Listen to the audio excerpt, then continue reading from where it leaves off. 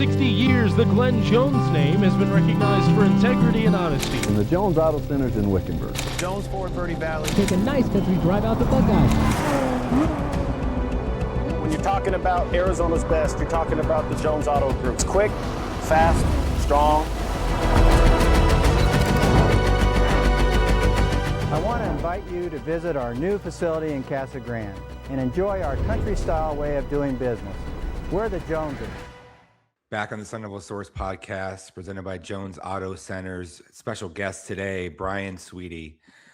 Brian, amazing news for ASU dropped yesterday that you caused. You and your wife, Kelly, are donating $10 million to an endowment for the school's head football coaching position. It's going to be called the Swette Family Endowed Football Coach Kenny Dillingham, and it's the largest endowment of its kind in ASU athletics history. So appreciate you joining us to discuss it. How are you doing? How are you feeling about everything? I'm doing great, Chris. Thanks. Hey, before we start, I just want to give a call out, first of all, Jones, for supporting you. But more importantly is, I'm a long-term fan of Sun Devil, and I can't imagine following the football program without following you. Your insight, your player evaluations, your intelligence about the game, both the mechanics of it and things behind it are really essential to it. And the important part about it, you've developed a community of all those 24/7 people. And I think, establishing a sense of community, I know from a business standpoint, having those super fans of your products, whatever it is important. And you and the 24/7 team are doing just a great job for that. Super nice of you to say that, Brian. I wasn't expecting it. Yeah, comes from the heart. It's fact. So we've gotten to know each other a little bit over the last couple of years since you moved back. But I had no idea that this $10 million gift was coming, and kind of, knock my ears back. So can you just explain the decision here and what you hope this will accomplish? Yeah, and if I can just elevate a bit, we're very lucky to live in the greatest country in the world, one of the greatest experiments, and obviously the way we're organized as a society and culture is the driving force of the country's success. But one of the enablers of our success, our economic prosperity, our scientific advancement, an educated populace, all comes from our university system. And it is the envy of the world. We sometimes take it for granted. We criticize it often, and duly so. But our universities are fundamentally important to our success as a nation. And, I'm proud to be part of a large group of people that have accelerated the success of ASU. We take it for granted a little bit in the state, or not a little bit, a lot. But it starts with recognizing the importance of Arizona State and to the success of the state and the country. So that's foundational element number one. The second part of that is that we're in a unique culture, America. We're Spartans. We love our sports. It's universal. If you're going to talk about one cultural thing that goes beyond party lines, it's our love of sports. And right now, our export used to be movies and music. When I was growing up, it's still the case to some degree, but really American sport is one of our greatest cultural exports these days.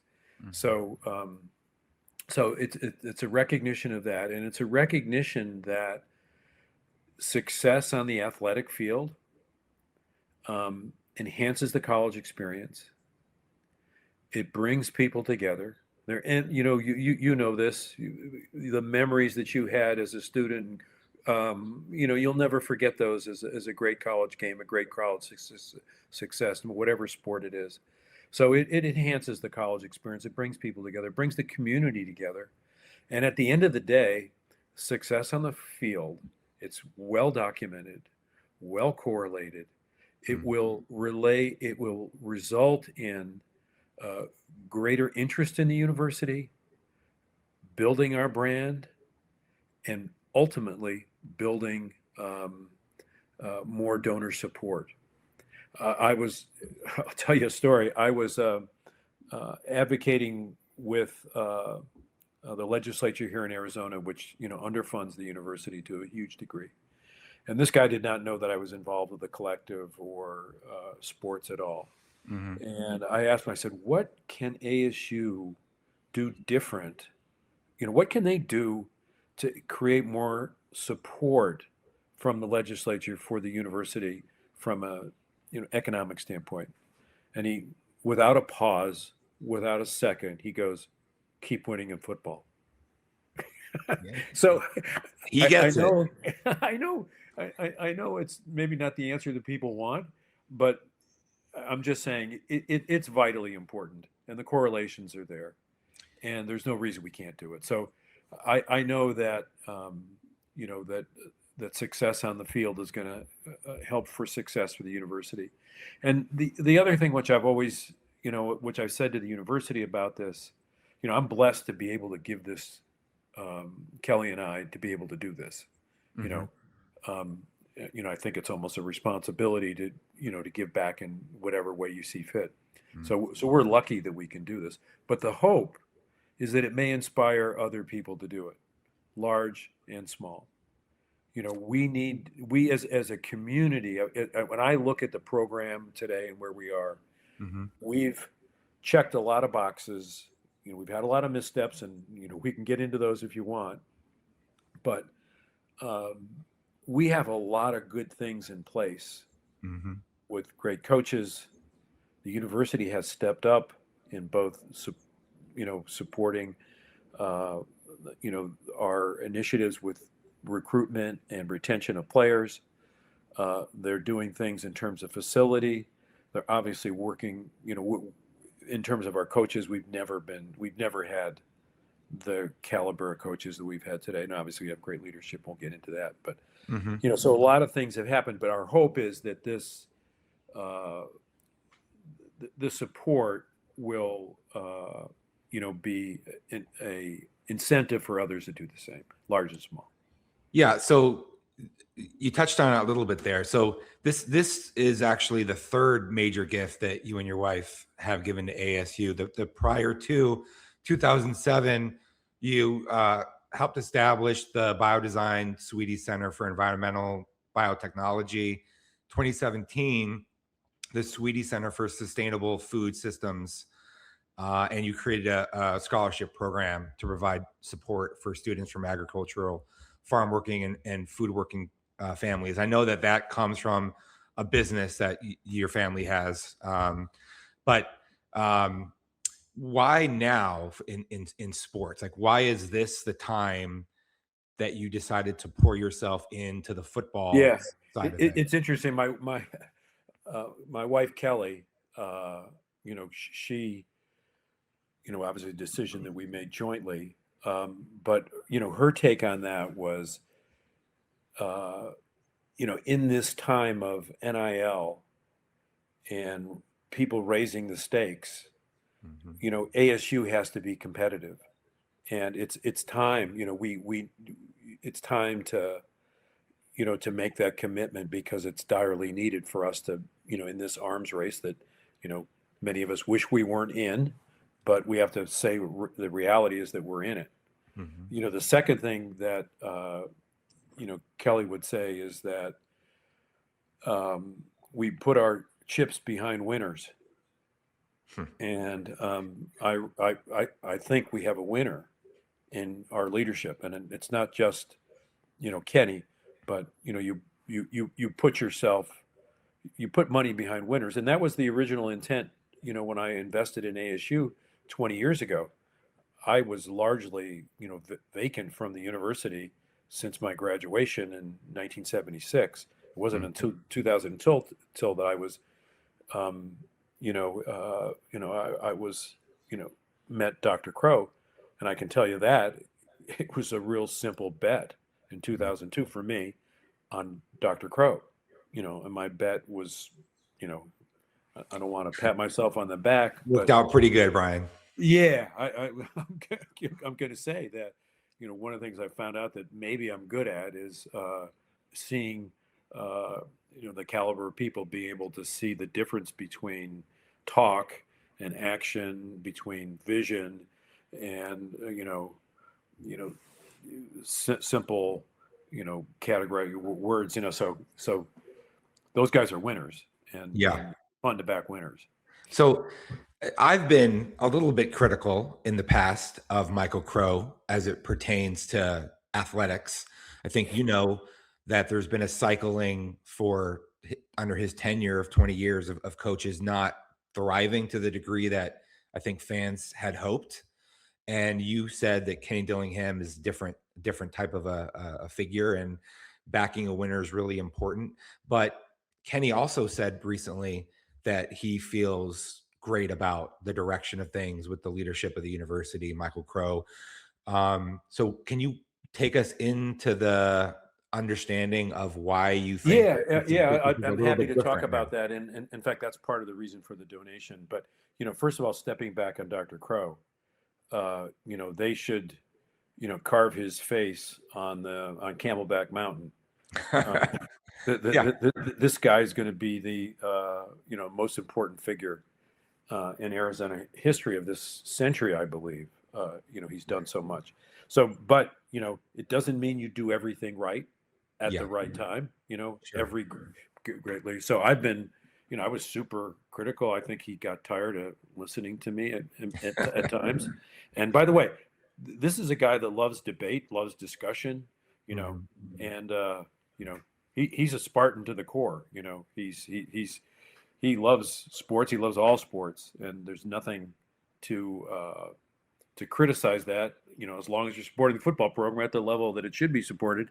Sure. Because that is what's going to pay the rent. So where were you on the question before I diverted? Oh, why? What is it that you see at this time with the university broadly that is ready for this? Yeah. So as being critical of them, the fact that they're doing all the right things. Mm-hmm. So you can be critical, but when they do the right things, you should acknowledge it. Yeah.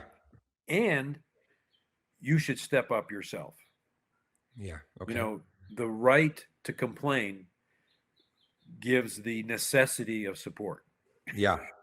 So, that's the way, I view it. And I can tell you from, and I've got a pretty good insight to Dr. Crow, Rund, and Rossini, and they are doing, a lot of good things, not just in football, but in the other sports as well. And so, when I look back at the history,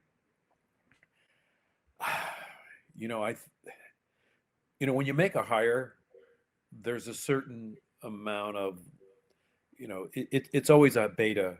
There's no certainty with a hire. Sure. And, frankly, whiffed with 3 in a row. Mm-hmm. Absolutely whiffed, all of them with different strengths, different weaknesses. But at the end of the day, they were all very average hires. And obviously, Crow has to take responsibility for that. But he got a little unlucky, I think. Okay. Yeah. I think he got a little unlucky. Well, okay. So what makes Kenny Dillingham different? Like from you've been on the board at a half dozen major companies. You basically, you ran a Fortune 500 or Fortune whatever company. So you have a unique perspective on this. What is it about Kenny? So there's one thing, again, I don't want to denigrate the football community because there's a lot of incredibly talented people in it, but it wouldn't always be associated with the smartest guy in the room, right? You'd think about scientists, tech, etc. Sure. Kenny's actually smart. He is. Kenny's actually legitimately smart. He's very street smart for sure, Yeah. but he's actually also really smart. There hasn't been a subject that I haven't spoken to him about that he has, hasn't shown me a unique insight. So I'll tell you. So Dr. Crow, after the first season, he used the analogy of Kenny Dillingham's like Napoleon. He can look at the battlefield and see everything that's going to happen. That's actually very they're both short, but I think it goes way beyond that. But not that short. No, but it was a great compliment, a big picture thing. You say, here's a guy that can actually see the battlefield and predict what's going to happen before it's going to happen. And obviously, a military leader is a great leader of men, and knows how to, motivate. So, so I'd say first is, Kenny's, smart. The second thing is, every organization today is more and more dependent upon a team and collaboration. Mm-hmm. So, we don't talk, especially in the big picture thing, we don't talk about the entire staff, but we got badasses all over the program today. Mm-hmm. I mean, it is not it just didn't happen that a guy that played football for 5 years, max, is a first round NFL guy.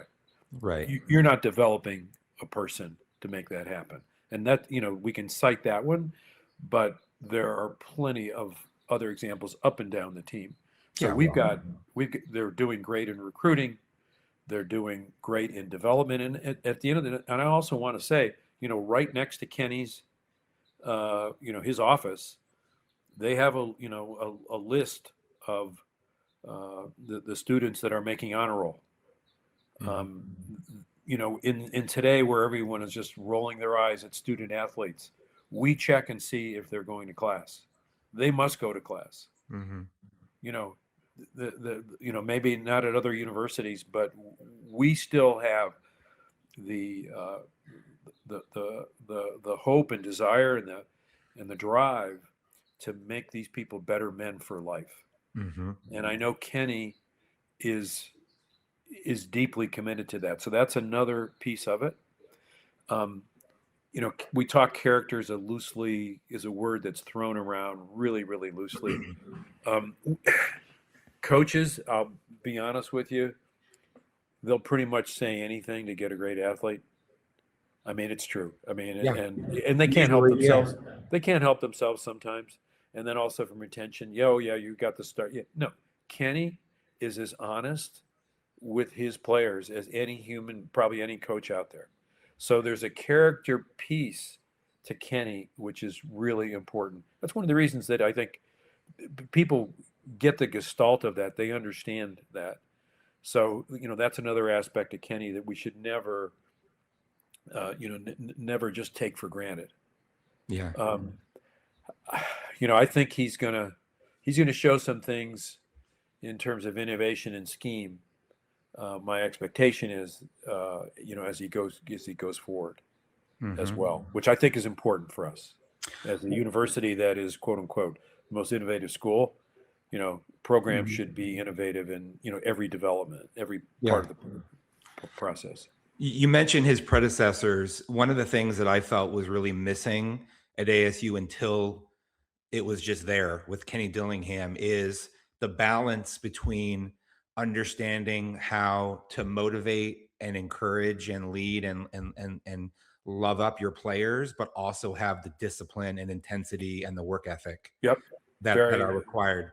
That balance has been very difficult to strike in prior coaches. You had the more authoritarian type coaches who wore on their players and lost them. And then you have the players coaches who didn't have the ability to extract enough of an intensity or a passion. As somebody who's, led a lot of big teams, like how do you do that? How do you make that happen? Is that something that's just embedded in your DNA? Is that just a product of who you are? What makes it so that it's so natural for somebody to be able to bridge those two things that are difficult? Yeah, I think it starts with Kenny making his expectations very clear with the players. Hmm. So I think it starts with that. Mhm. He starts with, we want players that want to be here. He also makes it very clear that there's high expectations. That there is a work ethic, there is a responsibility to showing up on time, and going to class.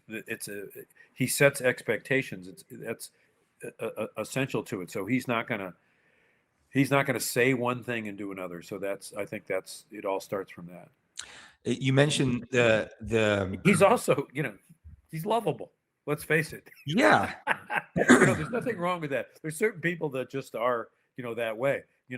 Enthusiasm is contagious. So Yeah. he has that level of enthusiasm, which I think is contagious to the coaches and the team. You've seen it. You can be a stoic, but I think, and you can be rah-rah at the other side of it. But there's an authentic, enthusiasm and energy with Kenny that's, pretty contagious. Yeah, and he makes everything fun. The competitiveness and how hard everybody's working. They have their saying, gonna have more fun working harder than anybody in the country, but they actually personify that in a real way that resonates. Yeah. How about when Jordan Tyson went to the camp and he did 30 220 bench presses, which was like 8 more than any other wide receiver in the history of the combine. Yeah, he did pretty And they good. asked him the question, and he answered, "It's just ASU. That's what we do." Yeah. To paraphrasing a little bit, that's what he said. This is what we do. Yeah. So you mentioned Dr. Crow's analogy of Napoleon surveying the battlefield, which I think is actually quite good. That matters more probably right now in college football than any prior time. And, just given the revenue share component, which is we're now going into the second year schools paying players, there's the NIL piece, there's the need to keep up with the Joneses financially, to manage agents and players who are now getting paid, all these variables. Now this $10 million is going to support, according to the ASU release, it's the retention and recruitment of players and coaches, to compensate players as allowed by the NCAA, and to deploy new technologies to enhance athletes' physical and mental development. So can you explain how that works from an endowment standpoint and exactly what you're trying to accomplish here? Yeah. At the end of the day, Chris, when you give money to the university, you have a voice, but you know that the responsibility of the decision making with the money is at the university level. So I don't, so this is a decision of deployment, that the university is going to make obviously in conjunction with Kenny. So these are categories that, obviously you could spend a lot more than 10 million on the things we talked about. Yeah, easily. Yeah, exactly. We could add another 0 to that.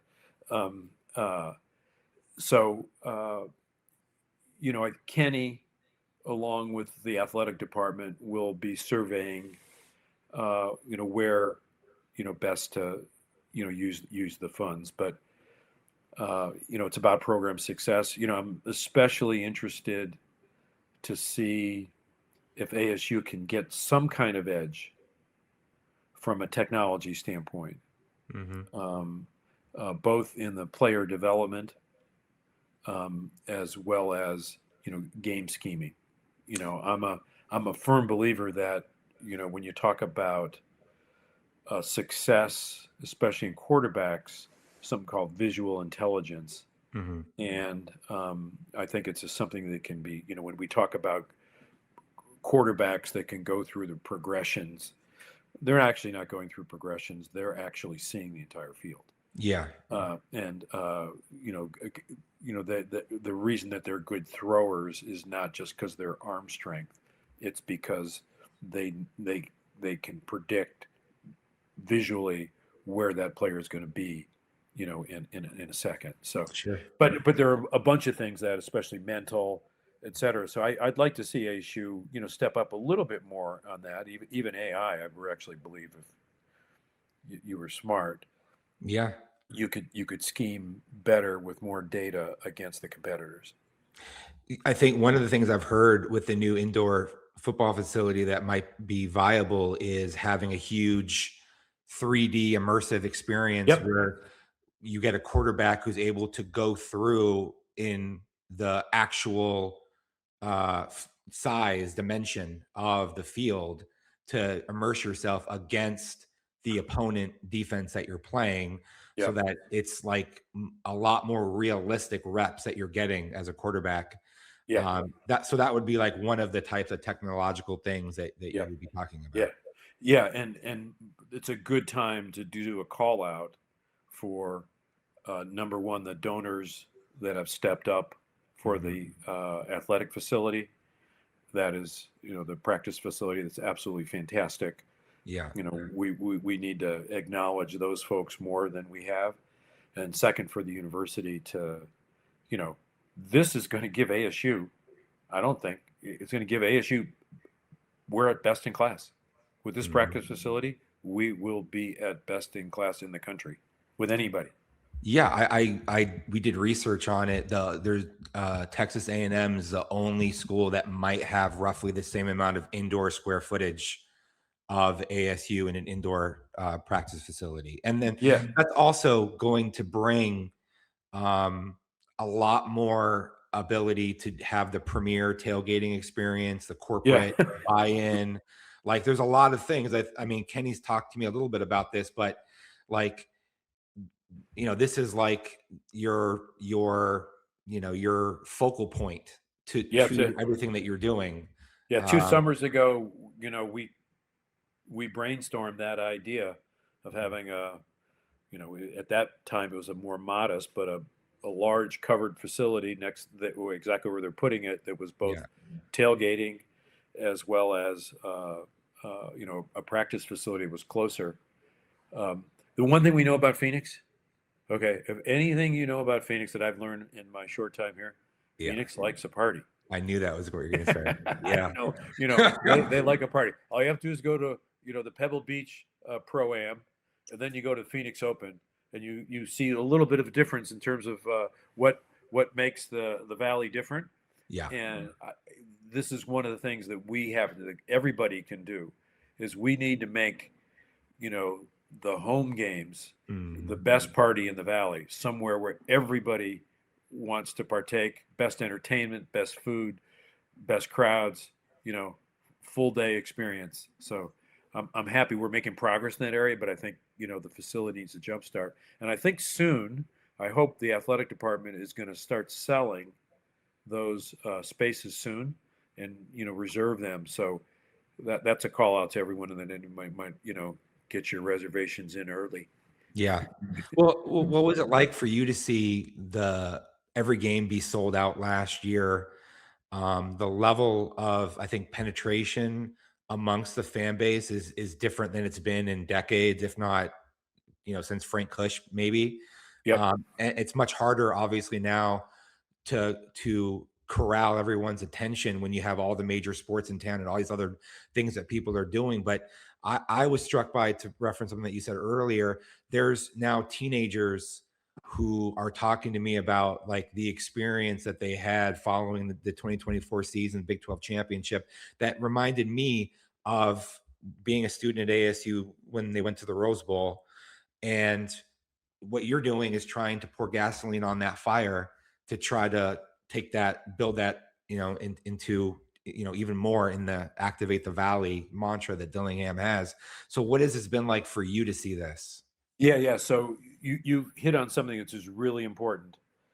It's like sports have a long tail, extremely long tail, number one. Secondly, incredible levels of loyalty, right? Once you're hooked, you're in. So what we're doing now is going to pay dividends 20, 30, 40, 50 years from now. As your experience, well, I was I was running the tutoring department my senior year for athletics, Okay. 1976, and that year, we beat Nebraska, in the Fiesta Bowl. We were top 8 basketball team. We won tennis. We won golf. We won baseball. We were the best athletic school in the country, not by a little bit of margin. There are people talking, years when UCLA was good, but we were the sports powerhouse. And I can, to this day, I can remember details of the Fiesta Bowl that I was watching at my sister's house. So yeah, it has a long tail, and it's going to pay dividends. Obviously we have the largest alumni base in the country. Yeah. That alumni base will be even stronger when you put some championships behind it. Yeah. So what things would you like to see happen to build this even more, or solidify the gains that they've had in recent years? Well, I've talked to you about the flywheel of success. I think there are a bunch of self-reinforcing things that help, build a program. It obviously starts with recruitment of the best players. So we have, I'm trying to think of, like, where would you rather, if you had some spare change in your pocket and you wanted to go to a great university that's a high profile, how could ASU not be, in your top 5? Yeah. Or top? I mean, how could it not be? I mean, you just think what this metro area has to offer to start with. So that's, and then you look at the university, what the university can offer in terms of both academics as well as, things that you might be interested. So it starts with recruitment. And then, of course, once we have the students here, we should be able to develop them as, and so I think there needs to be more, they're doing a great job, but you'd love to see, more and more programs in terms of advancing development using technology and the Valley. This is one point, use the Valley. So development, obviously the coaches and the scheming, right now, now that we've got special teams fixed, we really have, the coaches that are, right here. And then, I don't like to, be an armchair, guy weigh in, but you'd like to see just a little more invention on our team. Okay. I'd like to see a little bit more innovation in terms of scheme and plays. I always loved Mike Leach. And, if we had a little dash of Mike Leach here at ASU, I think would benefit. Yeah. The in-game experience, what I'm happy about with the in-game experience right now, we're using it as a way to sell the university, the accomplishments and the recognition of the people that are doing. So we're doing a pretty good job there. I'd love for us to set as a goal, we have the best in-game experience there is. And there's a bunch of metrics that you can use to that. Obviously we have a great band, but, frankly, I'd love to see that band, fully electrified. I worked on years ago when I started supporting, they put me on the team to, determine what our branding was for sports. And that's when the fork came out. But at that time I said, we need to have a Sparky that's, 12 feet tall that comes through the stadium. And that's where that video came out from, the idea to try to come with a menacing Sparky for game day. But I think there's a lot of things. I think there's a lot of things we can do from the game day experience to make it really special and, noteworthy. I was an advocate, years to get the drone show, years ago. But there are things like that you can do to enhance the experience. And by the way, it's a family experience, and the game day experience, is from, when you arrive 4 hours before the game to the traffic on the way out. So, they're doing a good job, but, we should have a very disciplined approach on every aspect. the service, you shouldn't have to wait in line as much as you do at the stadium. Mhm. The pros are doing a much better job at that. So speed of service isn't good. They're trying to up the menus. I don't think that's as important as getting, more spaces to eat and getting it quicker. Okay. But game day experience is pretty important. What have you thought about ASU's move to the Big 12 and the ability to be successful in this conference versus the Pac-12, and also seeing this arms race in college athletics where Texas Tech, led by Cody Campbell and other, affluent boosters are doing everything that they can to like try to separate themselves from other teams, BYU, and what you're doing is contributing in a material way to being able to help the Sun Devils keep pace in that. That process. So I was, a supporter advocate for, Crow to try to keep the Big 12, the big Pac-12 together, for sure. My buddy from Apple, they were, trying to put together Right. the program on that, and was a little bit involved in the back channels on that. It was, we basically were dealt a very unexpected card by the University of Washington at the last moment. Silly decision on her part, but ironically, it's been good for us. Mm-hmm. I mean, it has been. I think it's been good for us. The reality is, my daughter got her PhD from Stanford, and Slacker. Yes, yeah, and I was, she never went to a sporting event in her whole life at Stanford, nor her friends did. Well, that's a common experience, by the way. Yeah. So the reality is, right now, those core Pac-12 schools don't have any support, right, for athletics from the alumni or the students. So, mm-hmm. If you're going to go to Stanford, you're going to play about the same crowd that Chandler plays at, maybe. It's true. Maybe. So you're not going to get, and I was talking to the Phoenix coach at one point, and he said, all athletes, whoever they are, as professional as they are, they want to play in front of fans. Yeah.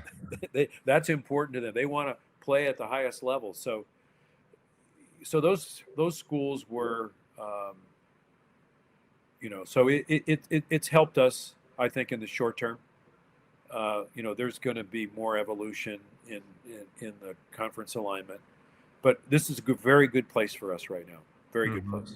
But it starts and ends with football success, because that's what brings in the profit. That's the revenue generator. That's what keeps the light on everywhere. Yeah, it obviously for Kansas and some other schools, basketball, can do it as well.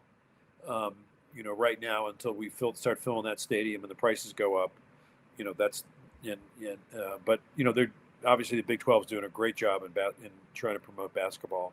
But the eternal truth is, football is where you can generate the most support, tickets, sponsorships, and notoriety. I just wanted to ask you, what's this felt like for you? You mentioned Pebble Beach earlier. You used to live over there in Monterey.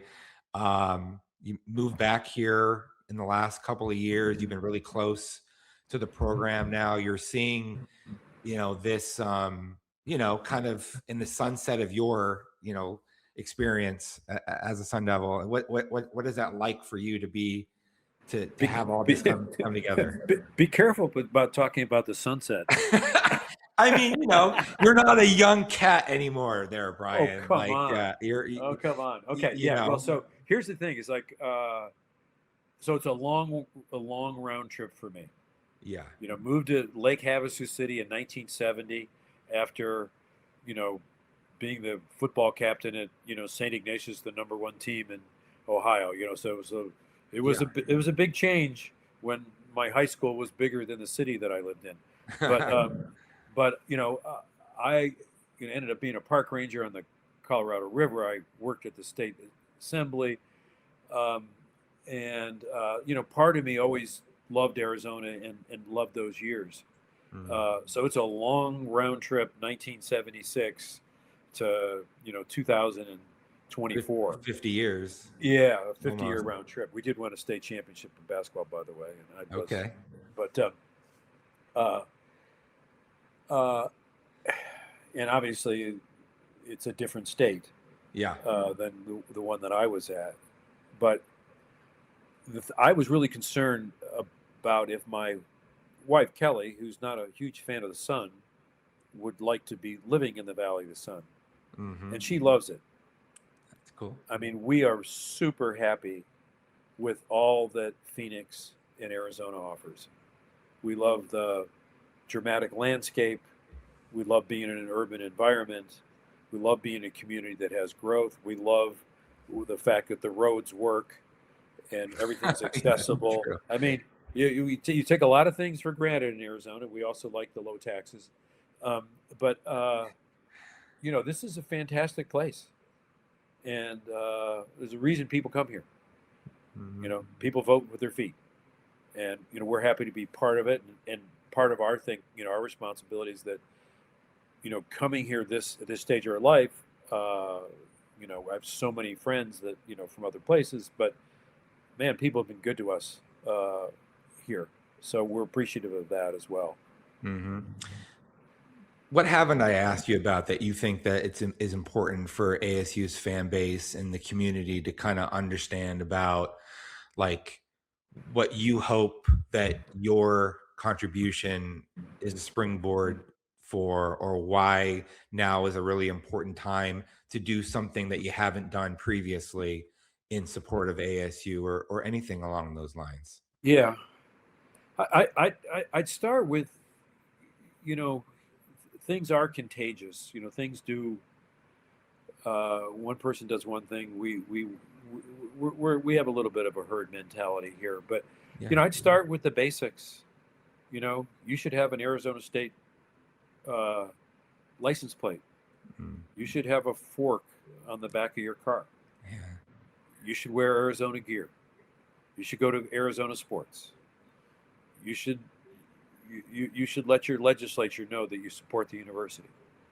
You should feel like you make a difference, and you do. So I can make a list of the things that you can do. Right now, one of the things that's really important for us with the tightening of the NIL rules, one advantage that we have relative to all universities, we're in the largest metro with the largest amounts of businesses. Yeah. I really believe that we need to ignite the small businesses to be NIL supporters in whatever way that can be. Mm-hmm. And we've launched an initiative. We're going to relaunch it. But if you're a small business, from a contractor to pest control to haircuts, Mm-hmm. To whatever small business that is successful in Phoenix, and medium-sized businesses, you should consider an NIL campaign for your business. Mm-hmm. If you own a restaurant, you should be selling Devil's Lager and have it front and center. It's a great beer, and we got great support. By the way, if you need a new suit, we're out.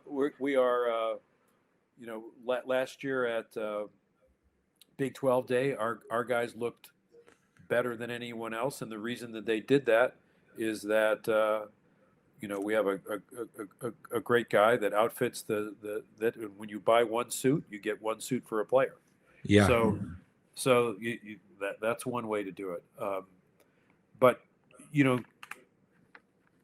there are so many ways. But I just a call out to everybody and I know on the 24/7 site there were tremendous support that we got on the collective, which I was. That was hard work for us, and we got a lot of support from the 24/7 team. So that's what we appreciate that, and we need to continue that.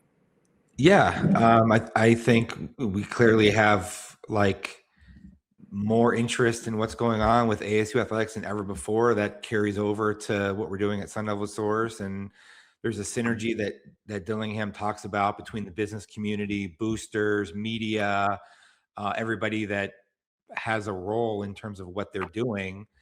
I'd like to, if I didn't even tell you this before we started doing it, but I'd like to check in with you once a year or so and get a state of play on how you feel like things are going and what more can be done and what things can be advocated for to help accomplish the things that you and so many other ASU fans would like to. Yeah, well, happy to do that, Chris. Texas, Texas Tech has one billionaire. Yep. And we've got a 5 million population, 700,000 graduates, and a community. And I would say a community can beat an individual any day of the week. Yeah. Brian Swette, thanks so much for joining us today on the podcast. Thank you. For over 60 years, the Glenn Jones name has been recognized for integrity and honesty. And the Jones Auto Center's in Wickenburg. Jones Ford Verde Valley. Take a nice country drive out the Buckeyes. When you're talking about Arizona's best, you're talking about the Jones Auto Group. It's quick, fast, strong. I want to invite you to visit our new facility in Casa Grande and enjoy our country-style way of doing business. We're the Joneses.